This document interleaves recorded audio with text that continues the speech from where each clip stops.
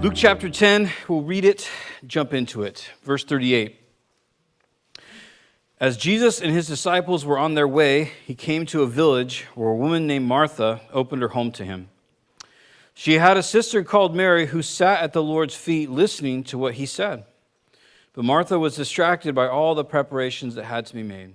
And she came to him and asked, "Lord, don't you care that my sister has left me to do the work by myself?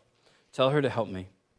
And Martha, Martha, the Lord answered, "You are worried and upset about many things, but few things are needed, or indeed only one. And Mary has chosen what is better, and it will not be taken away from her." And probably if you've been a Christian more than about a week, you've probably heard the Martha-Mary comparison, right? Martha usually gets a pretty bad rap, and it's disappointing in that sense. This week, I've just kind of been thinking about this passage, other passages that for future Sundays and whatnot, and I don't know why, but every October I tend to get fairly introspective for whatever reason. Don't worry, I'm not going to kick my feet up and then when I was 5, but I get just introspective. Just think about the church. We're kind of February. It'll be 18 years. Think about how it started. What am I doing with my life? Am I doing the right thing with my life? And just taking an evaluation. Probably more introspective than I should, but it happens.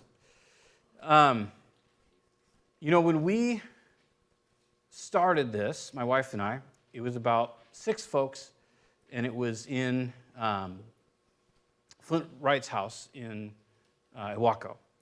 And when the Lord started, we didn't really start it, not to be cheesy, but it was the Lord. The Lord did a work. And I got sent over here from Coastline, where I was from. And when my wife and I got here, our whole deal has always been to just teach the word and to love people. That's kind of been our whole deal. A lot of times, I go to pastors' conferences. Sometimes I go once a year. Sometimes I skip a few years because they're kind of lame. And well, they are. It's like we're all supposed to, get in touch with ourselves and feel bad for ourselves because we're just like, I can do that at home. But the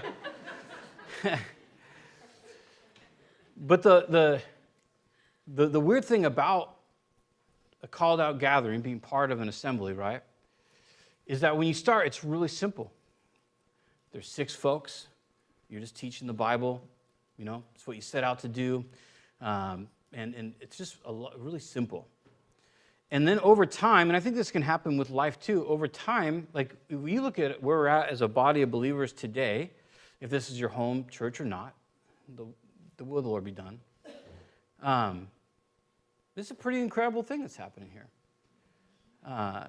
And I just mean like Aaron was just talking about the reading thing. Don't worry, this is not like a pump up our church thing. And this is by no means a comparison to any other body of believers meeting here or abroad.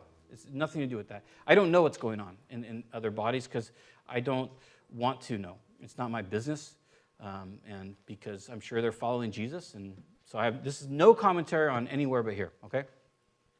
And, but it's Aaron just talked about that reading thing, right? And that's super cool. It was funny because when Aaron introduced it to me, and I think Aaron's been a huge blessing and a fresh air to the church here. And when he first brought it up, we have these impromptu meetings. They're more like hangouts. And we just talk about, things coming up and, what to do. It usually consists a lot of me going, oh, I forgot about that. Oh, I should do something about that. Yeah, it's not good. But anyway, so he says, hey, I want to do this reading program. We're going to read to kids. And I was like, for real? Really? And he goes, yeah. It's just this crazy idea I had. And I go, okay, cool. How's this going to work? And he's like, I think I'll just make an announcement and see who wants to help. And I said, that sounds like a good plan. And so he came back, the following Tuesday or whenever it was that we had our little meeting again. And he goes, 8 people signed up. And I was like, really? And he goes, yeah. And I go, really? So there's people that are going to take out the middle of the day and just read to kids. And he's like, yeah. So I'm not a big visionary. I'm really not. You know, when I go to these pastors' conferences, they go, you have to have a vision. You have to have a 5-year plan. You have to have all these things. Maybe that's why I don't go. Because then I just feel like the guilt and the shame of like, I'm not a good planner. I'm not an administrator. I'm not a visionary. We literally just started a little Bible study and said, hey, you know what? We're just going to teach the Bible. And honestly, how the Lord spoke to me about it was out of Jonathan and his armor bearer. And the passage where they find some Philistines. Jonathan's got his armor bearer with him, and they see some Philistines. Basically, they're kind of standing on one ridge, and on another hill across, they see these Philistines. And he says, here's what we're going to do, armor bearer. We're going to wave at those guys. And if they say, hey, you guys stay there, we're going to come to you, then we're going to run because God has not delivered them into our hands. But if we wave to them and the Philistines say, hey, you come to us, then we're going to go there and we're going to kill them. That was not part of how the Lord spoke to me. But I just came over here basically with the idea of like, hey, we'll start a study, and if something comes of it, we'll keep it going. And if it doesn't, then whatever. So we thought, we'll give it 3 months and we'll see what happens. And then it's kind of grown into this over the course of 18 years. So this is way more complicated, right, than a Bible study with 6 people. And there's all sorts of super cool stuff that's come out of it. Super cool ministries, the VBS, right? Now we're doing this winter VBS. That was Karina's idea. Another idea was like, really? Another thing? And then all these people are getting behind it. And it's just an awesome thing that's happening, right? You got the reading thing. You got the men's conference, the women's Bible studies that are going on. Those are all ministries that people from this particular gathering have decided that they want to do. And it's an incredible thing, right? Things that have nothing to do with me or, whatever. And because things get more and more complicated, because they get more and more, it's like, if I'm just going to be honest, it's like the worst part of my job, honestly. I love my job tremendously. But when somebody comes with a new ministry, it just feels like super overwhelming. That's why I always just say like, hey, you should start it, and if you need a budget, let me know. Other than that, and if it gets weird, we'll tell you. That's kind of how we do it around here. And, but we just don't ever want to lose sight. You might have noticed when you came in, there's a big sign that says to know him and to make him known. And that's how we came here. That's our whole goal is to know Christ and to make him known to people. And those things happen through ministries, right? 2 weeks ago, we quoted it.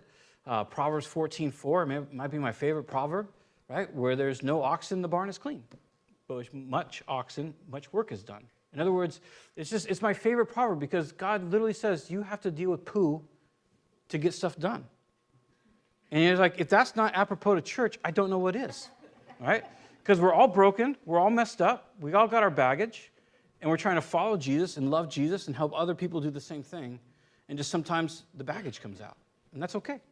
That's perfectly fine, right? We want to work through it and work with one another. So this passage here, I was thinking about it, it's so fantastic. Because it brings everything back to simplicity. Because in all the stuff that's going on, and the meals and all these things, it can just get so complicated. And just in life, outside of church, it can just get so complicated, can't it? All this stuff, and we start feeling like, I got to do this, or I got to do that, when it really boils down to what Jesus is saying here to Mary, and we'll go verse by verse. There's one thing that's needful. There's one thing. Now, I understand there's ministries and chores and stuff. We'll talk about that. But really, the one thing that God has called us to, and you see this throughout all the Scripture, from Adam and Eve to Revelation till today, is we need to be with Him. We need to know Him, right? And that's really what we covered in 1 John. The whole thing was about knowing God, being involved with God. And John just, in some senses, has a lot of negative ideas about it in this way. In other words, there's a lot of checks. Like, hey, if you say you love God, but you don't love your brother, you don't love God. That's kind of the WMD of 1 John. And we made a big emphasis about that. And we'll talk a little bit more in light of a conclusion for today. But a lot of times we can feel like ministries are the measure of success for a called out gathering, or that my ministry is a measure of my maturity. And the reality is what we're reading here is that that's not the case, is it? Ministry is not a measure of maturity. loving God and loving his people is a measure of our maturity. And then so, again, we see this illustration between Martha and Mary where Jesus confirms to us that sitting at his feet, hearing what he has to say, seeking him, this is the primary goal of life, is to know him.